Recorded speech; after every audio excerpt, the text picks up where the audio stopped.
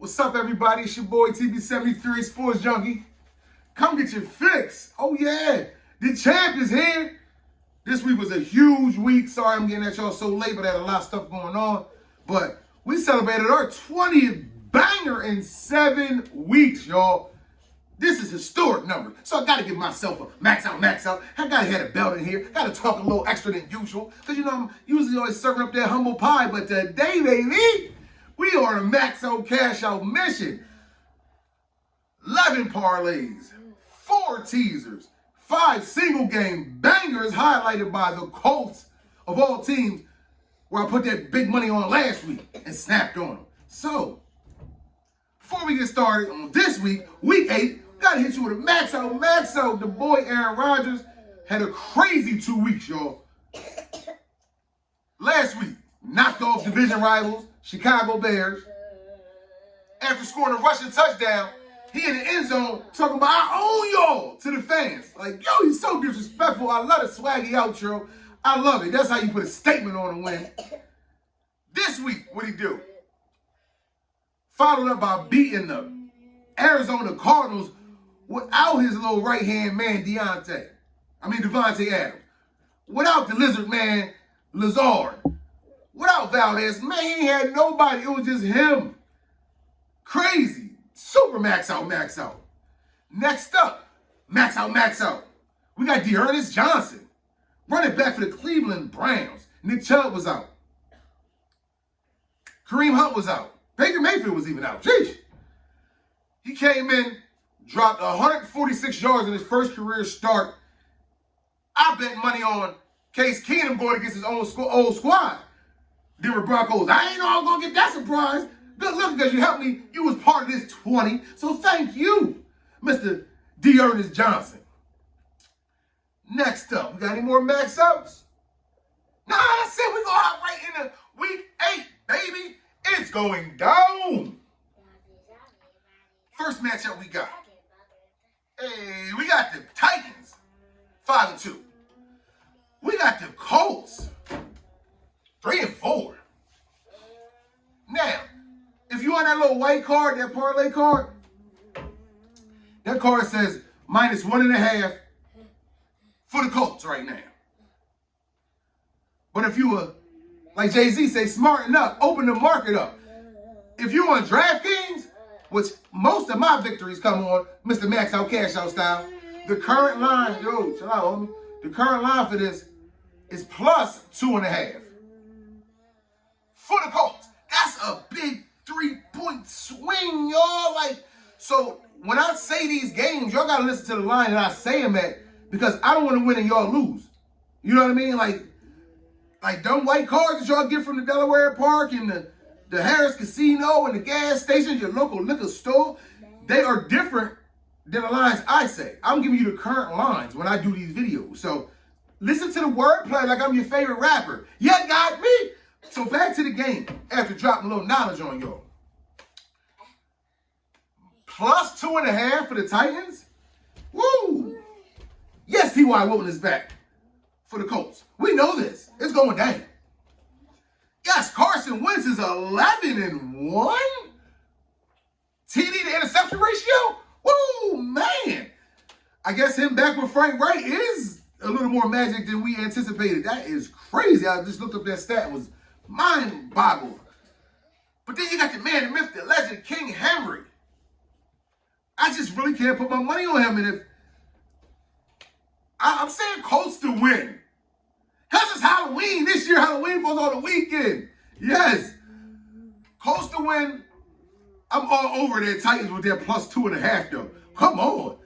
Let's max out cash out.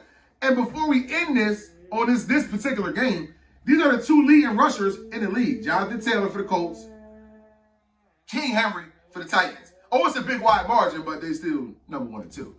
I'm going Colts win on some Halloween-ish and Titans to cover.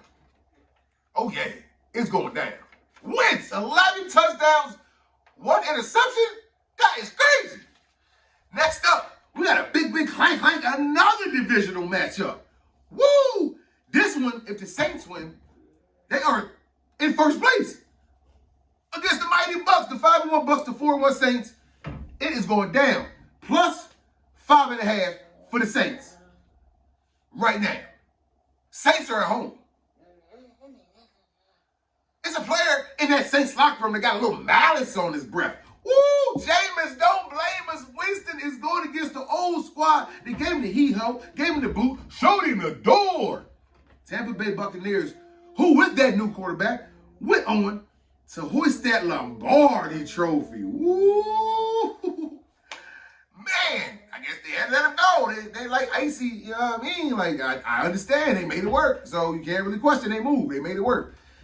Jameis was on record saying, I'm not going to lie, I'm going to have a lot of emotions in this game, but I got to stick to the script, stick to the playbook, don't play with emotions, and we're going to get this win. Because this is for first place, baby! Yes! Now, a lot of Tampa Bay's squad was spotted on the practice field. Gronk, Sherman, Carlton Davis, all of them. AB still not playing. Gronk is still not 100% sure he's playing. He got lit up when he got hurt. I said that for the second time. Somebody need to go look that up. And woo! Yeah. Gronk ain't never been hit like that in his career. You know, Gronk usually lay the pound down on other people. But with that being said, I'm going to plug it in for the high voltage shocker. Saints to cover and possibly win. I like that 5.5 points at home. I love it. Saints got that defense. Saints be rolling. I got to try it out. Man. Saints to cover. And I like that under, too, just because of the Saints defense. Son, I got you. Got a pop chart. There you go. Have it. Next up, we got the Chargers. We got the Patriots. Oh, man. Last time we seen the Chargers before they bye week, they got the Koofy knocked off their head. Oh, my gosh, they got hit bad. Baltimore beat the brakes off them. They needed a week off to rest. Like, it was looking bad. They couldn't get in offense. They couldn't get in defense. They couldn't get in special teams.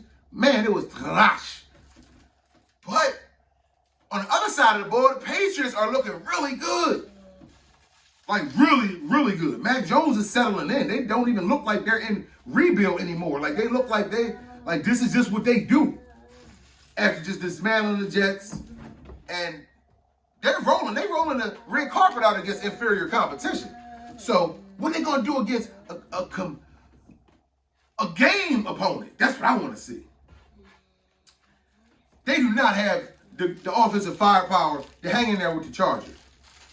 But they got Bill Belichick, baby. I'm going Chargers to win. High voltage shocker, Patriots to cover. Halloween, crazy stuff's going to happen. Y'all saw what happened at the end on that Thursday night game. Yeah, it went down. Next up, we got Cincinnati Bengals. We got the New York Jets. Woo! I know you look at it instantly and you say, oh, give me the Cincy. Well, I think a little deeper. The Sportsjunky going to let you know. Why is it only minus 9.5 for Cincinnati? That's what I want to know. Why is it only minus 9.5? The Jets can't score. They can't defend. They just got beat up by like 50 points, y'all. Like, is this a trap game, y'all? Why is this? They're starting a brand new quarterback over a top 3 pick that just got hurt. And I'm not even getting a touchdown in the field goal. So you know what it made me do? It made me go dig a little bit. I said, who the hell is Mike White? Who is this man that started? So you know what I found out when I dug into Mike White a little bit? Mike White played for the Western Kentucky Hilltoppers. Now for these 2 years he played for the Hilltoppers, my man put in jaw-dropping numbers. 12,000 yards and 60-some touchdowns? Get the coal out your eyes. Did you hear that? Damn! That's max out, cash out worthy. What the? That's 6,000 yards a season to 30 touchdowns? Whoa! So this dude is a gunslinger, man. He's a gunslinger. Yeah. I think that's why the spread is freakishly low on this, because Cincinnati just did what they did to Baltimore. It is Halloween. I'm taking Cincinnati to cover, but I think this game going to be real interesting. I think Cincinnati going to be up by like 7 or something, and then hit a touchdown with like 5 minutes left or something. I think this game going to get crazy. Keep your eye out. Cincinnati money line for sure, but keep your eyes out on this one. Like, yeah, that's weird. Next up, woo, we got Atlanta Falcons. We got the Carolina Panthers. Oh, yeah, it's going down, baby. It's going down.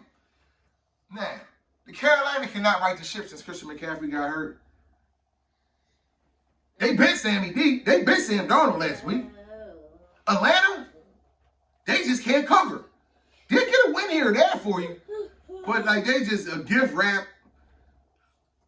a dumb mistake at the end of the game or whatever. Matt Ryan and Pitts are finally making a connection. Gagey and him involved, but they just don't like to run away with it. So it scares me to put my money on either of them. I think the best and the safest bet for this is the under. But y'all want me to pick a winner. I know y'all want me to pick a winner. I gotta go with Atlanta, even though they don't want to cover. They want to win, but they don't want to cover. And that's just because we don't even know who the quarterback is going to be. And honestly, it don't matter. It don't matter if it's Sam Darnold. It don't matter if it's P.J. Walker, Jimmy Walker, Johnny freaking Walker. They all trash, guys. They all trash. None of them will ever get the max out cash out on this show. Sam Darnold could have got it the first 3 weeks. He was rocking out. But now, the confidence is wavered. They're looking crazy. If you got to pick a game, this is only for the degenerate gamblers right here. This game should not be on nobody's ticket unless you're taking it under. Like, unless you're going to take any risk on this game. Like, don't fools with it. Don't fools with it. Next up, we got the Dolphins. We got the Bills. The Dolphins have just made a staggering admission talking about Tua is their quarterback for the rest of the season. Now, I don't know if that still means they're not going to trade for Deshaun Watson or that just means he's going to be the starting quarterback until they trade for Deshaun Watson. But I thought it was weird that they just made this statement release because when he came back off injury for Jacoby Brissett, y'all started him. So why the final week is y'all going to put that statement out? I don't know. But all I know is Tua got to be just sick of the Bills beating the brakes off of him. Week 2, this is the game Tua got hurt in the first place. The Bills knocked his hat all off his head, had him limping and hobbling and whatnot. Last year, the Bills were the team that knocked them from playoff contention where they was flying high. Y'all remember that stretch Xavier Howard went on with all them picks, kind of like what Trayvon Diggs is doing this year? Oh, yeah, that was maxing out, cashing out at a high level. Boom. Everybody thought the Bills was going to rest their starters because they was locked. They was locked in the playoffs. They was chilling. They didn't rest their starters until halftime. Got them dudes up a couple touchdowns. Miami couldn't even get on the board. It was crazy. So with that being said, this game is at the Bills' home. The Bills are fresh off a bye. The Dolphins have lost 6 in a row. Do I think this trend is going to continue? I do. Bills to cover. I hyped it up like I was going to say I vote this shocker, but I ain't going to do it. No. Bills to cover. 14 points. Woo! That's a big coverage right there, but I think with that we can rest, they're going to make it shake. For real. It's got to go down. It got to go down, baby.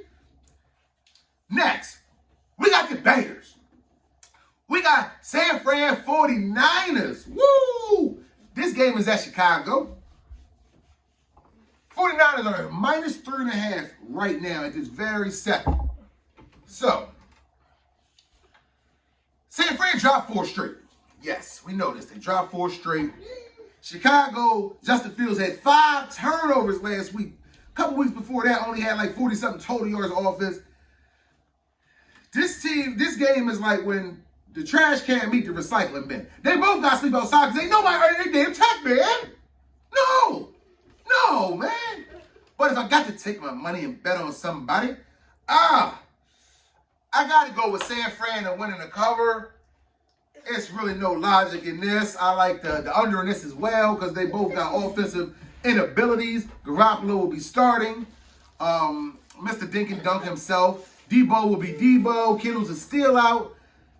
I really don't like this game. It's not going to be on any of mine. Actually, it will. I'm going to take a chance on 49. I'm going to put 49 on one of my tickets this week. Oh, yeah, baby. Let's go. Next up, we got the Eagles. We got the Lions, the winless Lions. Now, if you do any sports research, this is shaping up to be a high voltage shocker. A lot of people are hitting around that the Eagles could be the team that Detroit takes this first win against. But they're not saying why. I'm going to tell you why. Assistant head coach to Detroit, Deuce Staley. Oh yeah, former running back for the Philadelphia Eagles, former running backs coach for the Philadelphia Eagles for years. Oh, he was maxing out cash, flipping LaShawn McCoy in there, Buck Holter, all them good running backs have been through the Eagles stable. He was getting them in and out. Didn't even have Andy Reid, Chip Kelly, none of them. He was through all of them. Like, he was through all them coaches. Even the coach last year, they just let him go. Now, everybody that's a Philly native or Philly fan assumes that they were going to go in a new direction after letting go Peterson. Deuce was going to get that job. Oh, no. Give him the heave-ho. Give him the boot, show him the door. No, I just told you where Deuce is at now. He over there. Yeah, he's over there. Now, DeAndre Swift, they start wide out. I mean, slash wide receiver, he do it all. He from Philly, baby. So, you don't think they got a cheesesteak menu ready for the Eagles, who are looking like they might throw Gardner Minshew in there, because the only time Jalen Hurts can really be effective is at the end of the game in garbage time. Like, he's a good quarterback, but I don't know. He don't really get it clicking. Like, Jalen Rager sucks. I was just going on record and say it. Like, they about to get all of these picks in the next first-round picks in the next year's draft. And if they let Howie Roseman make these picks, oh, man, it's going to look bad, man. It's going to look bad in the streets. It is. They got to make some changes. They got to clean house. And I'm actually picking the Eagles to win the game, but not to cover. So that's still a Detroit high-voting shocker, because they can't cover nothing. Oh, yeah. Next up, we got the Steelers, 3-3. We got the Browns, 4-3. This is a huge matchup, y'all, because they both is the cellar dwellers right now in that division. Oh, yeah. The Ravens is running away with it 5-2. The Bengals is really running away with it at 5-2, but they got the tiebreaker over the Ravens.